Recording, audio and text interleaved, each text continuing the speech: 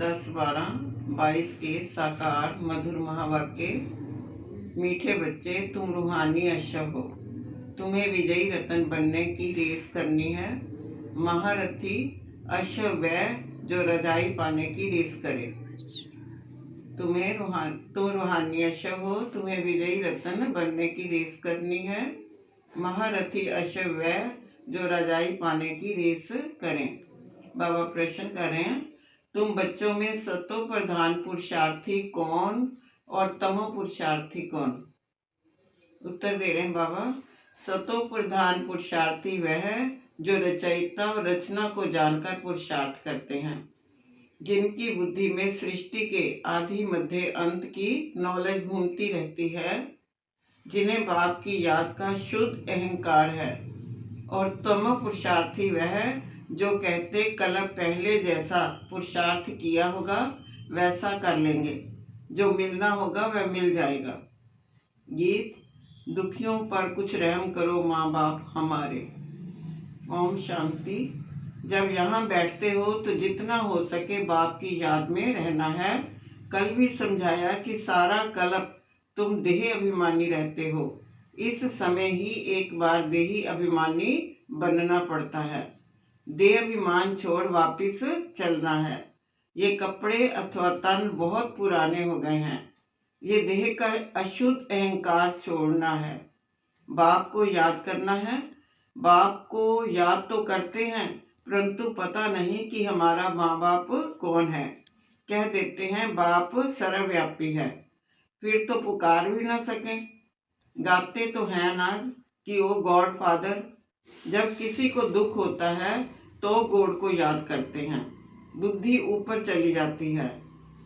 अगर भगत ही भगवान हो फिर तो भगवान को याद करने की दरकार ही ना पड़े। बाबा कहते हैं, अगर तुम खुद भी समझते हो कि हम अगर पुरुषार्थ करेंगे तो कल्प कल्प ऐसा ही हमारा पुरुषार्थ होगा। अगर नहीं करते हैं तो समझ में आता है कल्प पहले भी उसने पुरुषार्थ नहीं किया है, तो पद भ्रष्ट हो जाता है। बाबा कहते हैं, आत्माएं तो अनादि हैं, प्रजापिता ब्रह्मा रचता है, मुख वंशावली।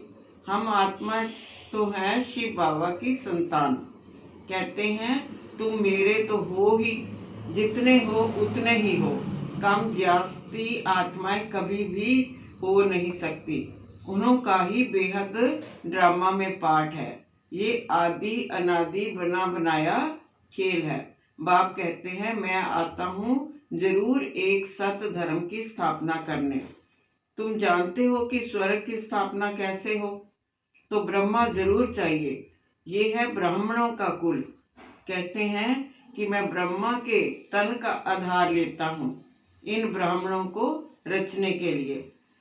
आगे बाबा कहते हैं कि श्रीमत पर आपने पूरा पूरा पुरुषार्थ करना है। बाबा तो पहले ही से ही बता देते हैं, जितना पहलवान बनेंगे, ज्ञान योग में तीखे होंगे, उतना माया के तूफान भी जोर से आएंगे। खबरदार रहना है।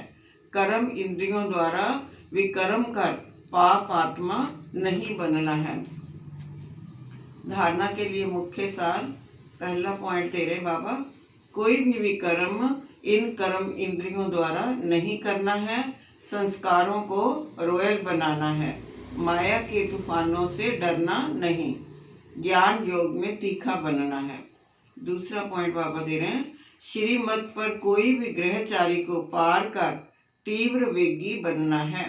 उल्टी मत पर नहीं चलना।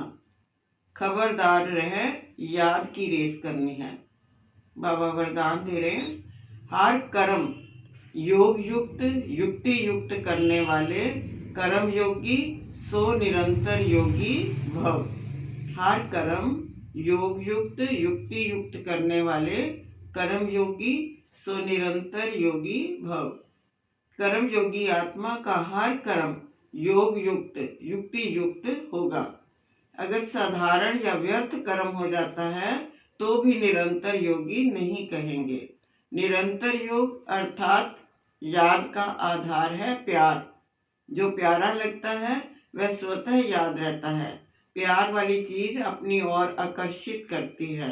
तो हर सेकंड, हर संकल्प, हर बोल सदा श्रेष्ठ हो और एक बाप से दिल का प्यार हो, तब कहेंगे कर्म योगी सो निरंतर योगी। बाबा स्लोगन दे रहे हैं, मेहनत से छूटना है तो मोहब्बत के झूले में झूलते रहो।